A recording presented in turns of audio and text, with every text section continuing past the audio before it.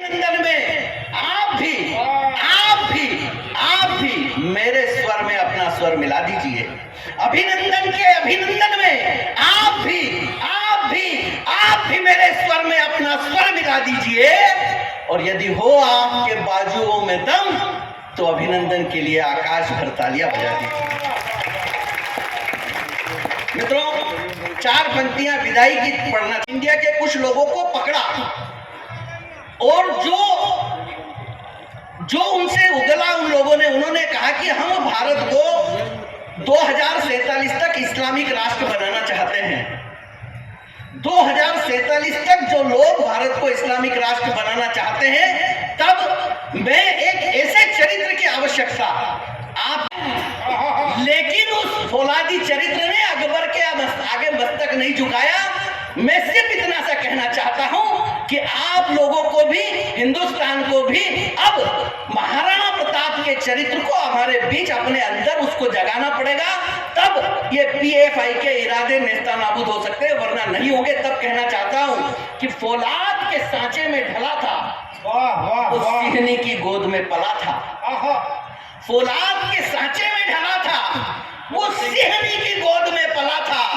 उसके पांवों में बंधे भयंकर भूचाल रहते, उससे सहमे सहमे छुपते सदा काल रहते। उसके नेत्रों की अग्नि से सप्त सागर भी सूख जाया करते, और जब गुंजित उसका प्रलय घोष होता, स्वयं अंबर भी झुक जाया करते। ओज तेज पड़ेगा, ओज तेज पराक्रम का पर्याय हिंदू सूर्य निर्विवाद था वो। प्रताप, हाँ प्रताप, बलि, अति बलि, महाबली, महाराणा प्रताप था वो। थोड़ी सी मौसम भी बदलता जा रहा है और मैं अब कविता का भी मौसम बदलना चाहता हूँ। उस बड़े रचनाकार को आमंत्रित करता हूँ जिनके होने से इन दिनों कवि सम्मेलन बड़े हो जाते हैं। नरेंद्र मोदी जी के सामने जिन्हें अनेक बार कविता पढ़ने का सौभाग्य प्राप्त है, सरदार पटेल स्टेडियम में मैंने वो सब दृश्य देखे हैं। ऐसे भाई संदीप शर्मा धार से हमारे मध्य उपस्थित हैं। उनकी अनेक कविताएं आपने वाह वाह क्या बात है और टीवी चैनल से भी सुनी है। हुल्लड़ मुरादाबादी की चार पंक्तियां उन्हें भेंट करता हूं। कहीं हुल्लड़ जी ने लिखा कि आई ना उनको दिखाने की जरूरत क्या थी, वो है बंदर ये बताने की जरूरत क्या थी। चोर जो चुप ही लगाता तो जरा कम पिटता। तालियां अगली बात पर उठे आपकी। चोर जो चुप ही लगाता तो जरा कम पिटता। बाप का नाम बताने की जरूरत क्या थी। हास्य व्यंग के एक अद्भुत चितेरे कवि, वो आएंगे भरपूर आपके मन महसूस किया। इस पूरे कवि सम्मेलन में जो अच्छा हो रहा है वो सब ब्रजराज ब्रज का परिश्रम है। एक बार आप उस बड़े कवि के लिए जो पूरे देश में रतलाम का प्रतिनिधित्व करता है, ये यहाँ अगर रतलाम में कभी पीरूलाल बादल हुए हैं, बहुत बड़े बड़े नाम यहाँ से हुए हैं, यहाँ से बिल्कुल जमीन जुड़ी हुई है। प्रदीप जी ने पूरी दुनिया को झंकृत किया है, तो ये उसी परंपरा का कोई राजदूत है। एक बार आप अपने इस बड़े परंपरा के लिए तालियां बजा दीजिए। बहुत बहुत धन्यवाद। तालियां आएंगी, मेरा अतिरिक्त आत्मविश्वास है। जोरदार उठाओ के जोरदार तालियां आएंगी। और मालवा का मस्ती, मालवा का आनंद, वो अपने यहाँ पे भाइयों जितनी शानदार व्यवस्था है रिजर्वेशन की, इतनी दुनिया में कहीं नहीं है। पूरी दुनिया में मैं कई देश घुमाऊँ, प्रवीण भाई तो 40 देशों में घूमे। दुनिया में कहीं इतनी अच्छी आरक्षण की व्यवस्था नहीं। रोडवेज की बस में आप बैठो, बॉटल रख दो सीट अपनी, रुमाल रख दो सीट अपने बाप की, किताब रख दो सीट अपनी। अब मजे ले लेना, जुड़ जाना, आनंद देना। मैं अच्छी कविताओं का कहूँगा। वो किताब रख दो सीट अपनी।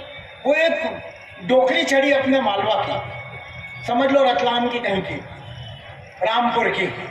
वो डोकरी उसमें चढ़ी अंदर बस में, तो वो सीट सब रख रख के बैठे हुए। तो उसने पूछा, बोले जगह खाली है? बोले नहीं। उन्हें कहा यहाँ खाली है? बोले नहीं। फिर उसने पूछा यहाँ खाली है? बोले नहीं। वो डोकरी बेचारी परेशान होकर अतुल बोनट पे बैठ गई। बोनट जानते हो ना आप लोग? आप जैसे सिर हिला लो, लगला कई बार गर्म लगाया आपको। वो डोकरी बोनट पे बैठ गई।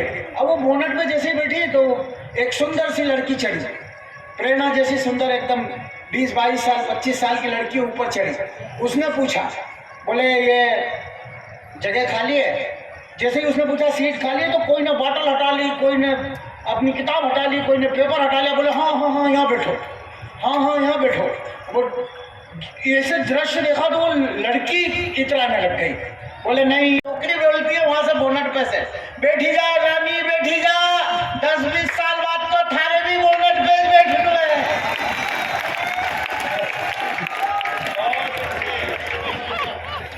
ये हमारा पाकिस्तान के सैनिक बोले अंडा हमारा, भारतीय बोले अंडा हमारा, पाकिस्तान के सैनिक बोले अंडा हमारा। भारतीय आदमी दिमाग लगाता है, भारतीय सैनिक ने दिमाग लगाया, बोले चल एक काम करते हैं, कंपटीशन करते हैं, 1 मिनट में झापट मारते हैं, 1 मिनट में जो ज्यादा झापट मार देगा अंडा उसका। अब पाकिस्तानी ने दिमाग लगा, बोले यार अपने काम करते हैं, इस भारतीय को पहले मौका देते हैं, ये जितने ठोकेगा उससे 1 ज्यादा अपन ठोक देंगे, अंडा अपना। उसने भारतीय से कहा आप पहले मारो, भारतीय ने देना शुरू किया, देखो हम के नीचे टा, देखो हम के नीचे टा टा टा, ऐसे क्या कर रहे हो, आपको थोड़ी ठोकना हो यार, टा टा टा। प्रवीण भैया 1 मिनट में 50 झपट ठोक दिए, 50 झपट 1 मिनट में भारतीय ने ठोक दिए। वो खड़ा हुआ पाकिस्तानी, बोले अब मेरी बारी है, पीछे तक का ठहाका राष्ट्रभक्ति वाला, आनंद वाली तालियां, मस्ती वाली। वो पाकिस्तानी खड़ा हो गया, बोले अब मेरी बारी है, बोले बारी का है कि अंडा ले जा। बताओ पूरी जोरदार अगर भेरू जी समझ में आ रहा है।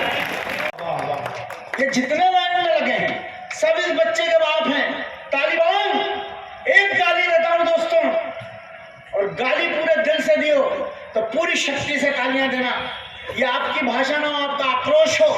जब कश्मीर में दूध मुए बच्चों को उछाला जाता है, संगीनों पे झेला जाता है, आम आदमी रतलाम का कविता नहीं लिखता, गाली देता है। जब हमारे सैनिकों को पूरी की पूरी बस पुलवामा में उड़ाई जाती है, आप गाली देते हैं, आप कविता नहीं लिखते। बहुत तमाम महत्वपूर्ण लोग बैठे, पत्रकार बैठे, जनप्रतिनिधि बैठे, आगे से लेकर पीछे तक, एक साथ 1 मिनट तक दोनों हाथ उठाकर तालियां बजाकर कहना, मांस का लौंडा ना हो, सिर्फ वो 1 मिनट ताली देना। मुझे लगे कि मैं राजा रतन सिंह की नगरी में कविता पढ़ रहा हूँ, मुझे लगे कि मैं राजा भोज के तेजस्वी संस्कारों से आप तक पहुंचा हूँ। आप क्या समझते हैं कि सिर्फ आप हैं? ये जितने लाइन में लगे सब इस बच्चे के बाप हैं।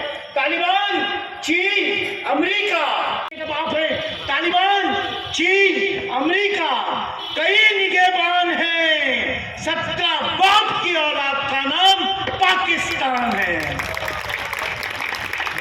बाप की औलाद का, क्योंकि भारत चंद पे आप गाली देते हो, लगती तो भारत कोई अपना बेटा है।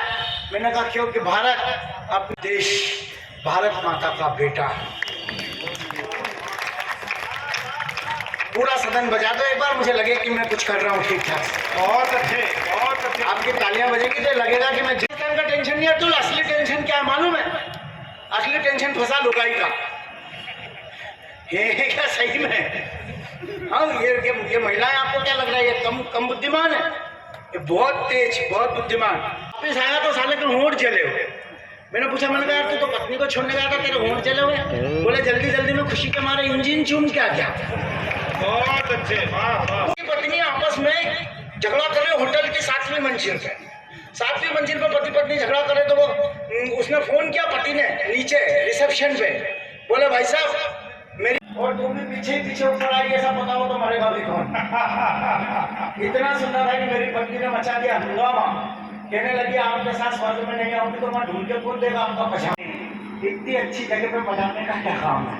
वाह वाह। कविता खत्म, ताली बजाओ। वाह। हमारी बड़ी बनाई पत्नी बात करिए, स्पिन बॉलिंग देखना, बदतमीजी ढाके, इसीलिए पूरी दुनिया में आपके मालवा से बुलाया जाता है। प्रवीण भाई आपने बहुत अच्छी बातें कही, मैं आपको आभार व्यक्त करता हूँ, धन्यवाद देता हूँ। आप और तुम्हें पीछे ऊपर आएगी ऐसा बताओ तो मरेगा भी कौन? हमारी बनी बनाई किस्मत टूटने को आ जाए, कितनी बात करें, हमारी बनी बनाई किस्मत टूटने को आ जाए, मेरे प्यारे प्राणनाथ आप क्या करें कि आप और मैं एक जगह से दूसरी जगह अकेले स्कूटर से गुलामी के अंधेरे में सोया हूँ, जाग जाऊँ, तुझको लुटेरों के बीच में अकेला छोड़ के मैं तो भाग जाऊँ।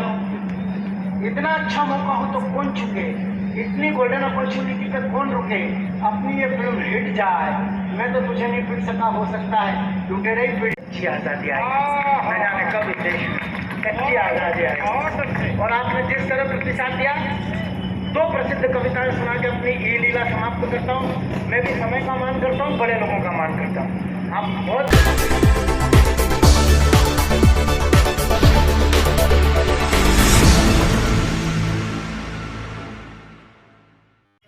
9 दिन की तप और आराधना के बाद माता के भक्तों ने नम आंखों से विदा किया अपनी मां को।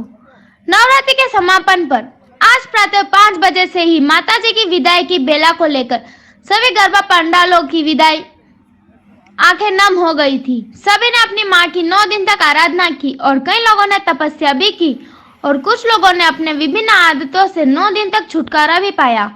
कुछ भक्तों ने पाँव में 9 दिन तक चप्पल नहीं पहनी। कुछ मदिरा का सेवन करने वाले लोगों ने 9 दिन तक मदिरा को हाथ नहीं लगाया। इसी प्रकार अन्य व्यसन करने वाले लोगों ने भी माता की आराधना में अपने सारे बुरे व्यसन को छोड़ दिया और 9 दिन तक केवल माता की आराधना में लगे रहे। लेकिन आज सुबह से ही जो दृश्य माता की विदाई को देखा, उसे देखकर हमारी आंखें भी नम हो गई। सभी गरबा पंडालों में अधिकतर गरबा खेलने वाली बालिका और महिलाओं ने पूरी रात मां की आराधना में गरबे किए और कुछ ही मिनटों का 2 या 3 बार अल्प विराम लेकर पूरी रात माता की आराधना की और सुबह 5 बजे से ही अपनी माता को विदा करने की तैयारी की। वैसे तो विदाई में बेटी का बाप ही रोता है और वहाँ भी देखने लायक होती है, लेकिन आज ऐसा लगा कि एक माँ के 9 दिन के बाद विदाई में पूरे शहर में माता के सभी भक्तों की आपके आंखों में आंसू रुक नहीं रहे थे और सभी ने दुखी मन से आज अपनी मां को विदा किया। इसके लिए प्रशासन ने भी कुछ इंतजाम किए थे। माता की मूर्तियों को आदर सहित हनुमान ताल की पेड़ी और झरी तालाब तथा त्रिवेणी पर उन्हें सही ढंग से रखवाकर सभी भक्तों को पूजा करने की अनुमति दी।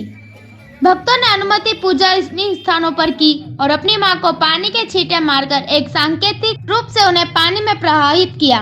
उसके बाद प्रशासन ने कोई अनहोनी ना हो जाए इसलिए सावधानी पूर्वक सभी मूर्तियों का तालाबों में विसर्जन किया और वर्ष के सबसे बड़े महापर्व का आज समापन हुआ। आगे भी होता रहेगा, इसलिए माता करते हैं।